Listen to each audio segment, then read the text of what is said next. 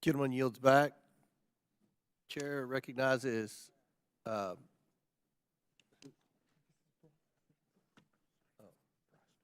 Representative Frost. Thank you. Mr. Chairman, before I start, earlier, I believe I heard Mr. Gosar say something about President Biden's immigration policies being more big brother, more control, and more changing our culture. I just want a clarification. Is that what Mr. Gosar said? In the committee room. Okay. Changing our culture. I understand what he's trying to say. But I believe that immigrants are American and thus a part of American culture. You know, it's unfortunate that this hearing started off with a ton of hyperbole and posturing, saying that President Biden and his administration have created the worst border crisis in American history. That isn't about oversight. It's about stoking the fears of immigrants and those seeking asylum. And it's something I take personally as a son of a Cuban refugee.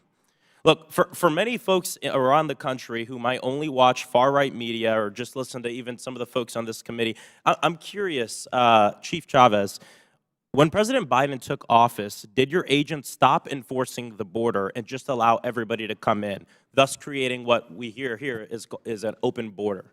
Did that happen when the president took office? Sir, thank you for your question. The answer is no, sir. Okay, We thank you. continue to enforce policy and laws. Thank you, I appreciate it. Chief Modlin, when President Biden took office, did the border just open and did y'all stop enforcing your policies? Also, thank you for your question, sir. I can tell you this is the fifth administration I've worked for, starting with the Clinton administration, and Border Patrol agents do their job every day. Thank you, I appreciate it. Look, as y'all probably realize by now, a lot of these hearings are not really about solutions, they're about politics. And for me, I believe solutions must be rooted in facts. I know y'all probably watch the news and are aware of what's going on politically.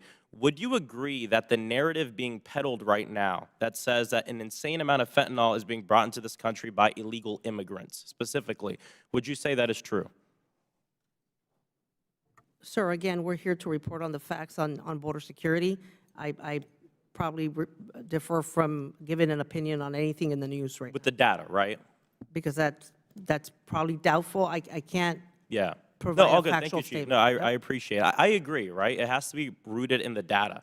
You know, a Cato Institute report and CBP data shows that more than 85% of the illicit fentanyl entering the United States is brought in by citizens of the United States of America. So, Mr. Chairman, I request unanimous consent to enter into the record the 2022 Cato Institute report demonstrating that illicit fentanyl is primarily trafficked by U.S. citizens at lawful ports of entry. Without objection. Thank you. Look, my colleagues on the other side of the aisle would have us believe that the solution to the fentanyl problem in this country is to discourage both illegal and legal immigration. In comes the wall, which we've heard a lot about. You know, we know that crossings haven't decreased since we spent $15 billion, once again, $15 billion with a B, of taxpayer money on that monument of fear. The wall kind of reminds me of a sad, decaying Soviet statue. Is the bigger failure that migrants are able to breach the wall or find their way around it? Chief Modlin. Thank you for the question, sir.